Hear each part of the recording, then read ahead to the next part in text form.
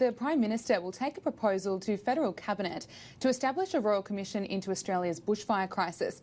To discuss the issue and the week in federal politics, I'm joined by Ebony Bennett from the Australia Institute and Kurt Wallace from the Institute of Public Affairs.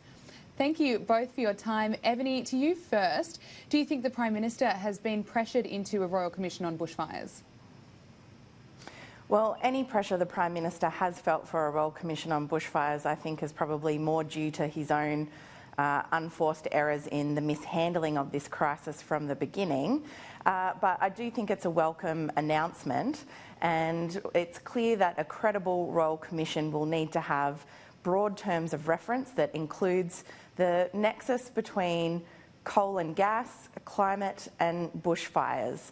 And I hope that it's able to draw upon the experience of someone with climate change experience or a scientific background as it carries out its work. But it is a welcome announcement, and I think probably a required announcement. But it also shouldn't preclude the government from acting in the short term either. And I think it's clear that the Prime Minister opened the door today to more action on climate change. We've definitely seen a shift in rhetoric from the government for the very first time. So I think today's been a really important moment in Australia's debate on climate policy, but the Royal Commission announcement is a welcome one, and it will be welcome for all the communities who've been affected so far this summer. Absolutely. And Kurt, what do you think a Royal Commission will uncover?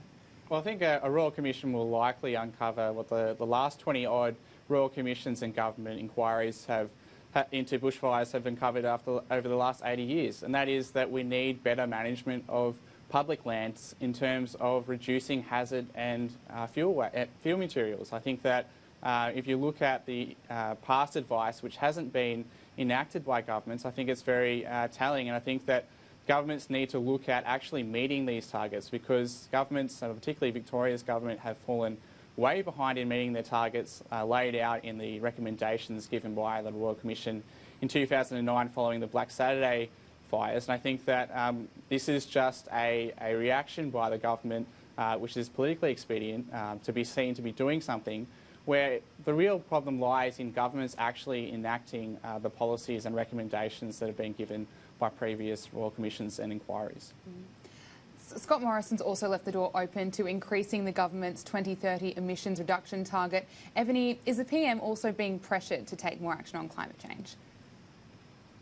Yeah, he absolutely is. The coalition government has an abysmal record on climate change policy, and it's not credible for the Prime Minister to keep talking about Australia meeting its Paris target in a canter, to keep repeating that we'll meet and beat our target with no problems whatsoever, and at the same time be relying on an accounting trick using the Kyoto carryover credits to meet that target, and to keep repeating that we're going to beat our target but refuse to increase Australia's 2030 target and lift our ambition to reduce emissions. It's not credible for the Prime Minister to keep making that claim and then not back it up by lifting our ambition. If we're going to beat our target, then what's the problem in lifting our ambition?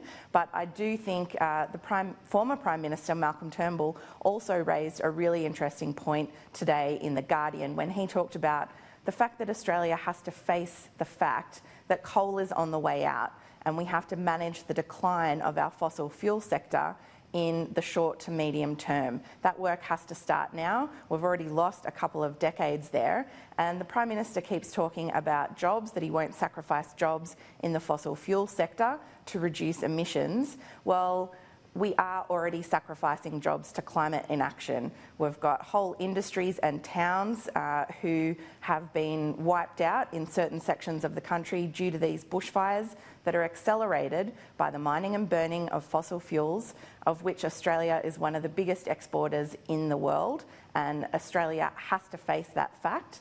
But at the very least, the Morrison government should be looking at abandoning the use of the Kyoto carryover credits in order to make any headway internationally to argue for greater ambition on climate change.